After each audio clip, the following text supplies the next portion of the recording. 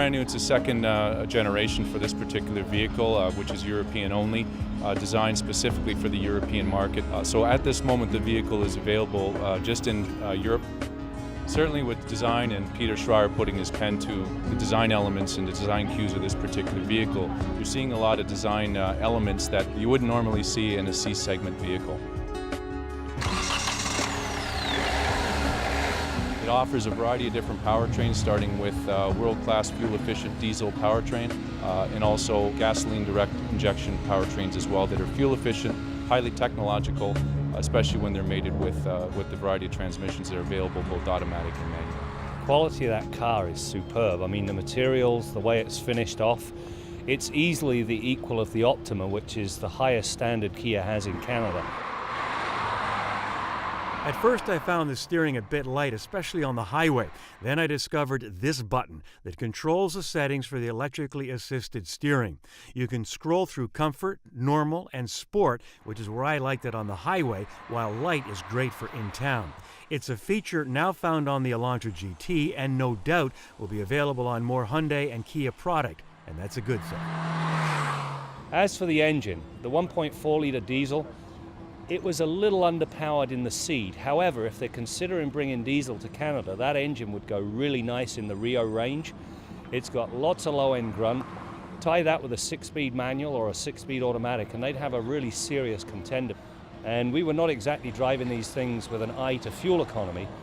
I averaged around 5.5 litres per 100 kilometres. If you drove it in a smaller car with an eye to economy, you'd probably get down under 5 litres per 100 kilometres.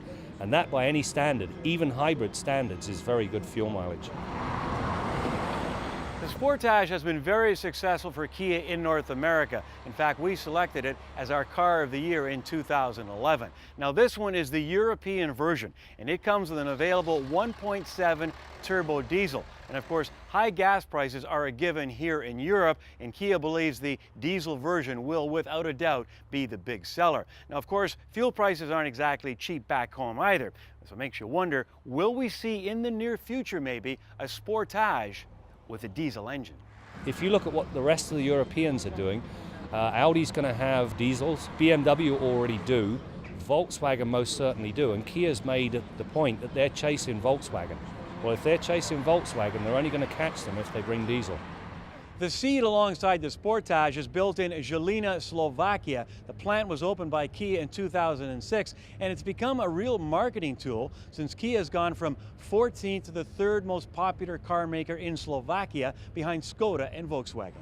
Kia Motors Slovakia, as the only production plant of Kia Motors Corporation in Europe, we employ over 3,900 employees. We run in 3 shifts, and the annual production capacity is 300,000 units per year. Currently, we produce 3 different models: Kia Cee'd, Kia Sportage, and Kia Venga. All these cars are produced for European market, so Kia name, Kia brand is very popular in Slovakia within the last 7 years. Well, at this time, the Cee'd is not presently coming to Canada.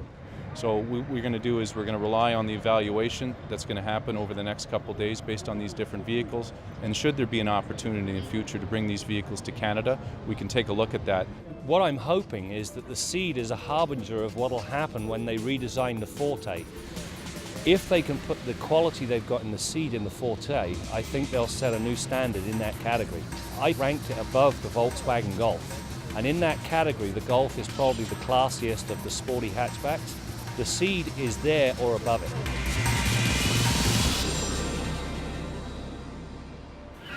The tank, a 16-litre inline-6 diesel. I mean, think about that for a minute. You've got almost 6 3-litre engines in this thing. The cycle of life and death. More later on Kensing's Corner.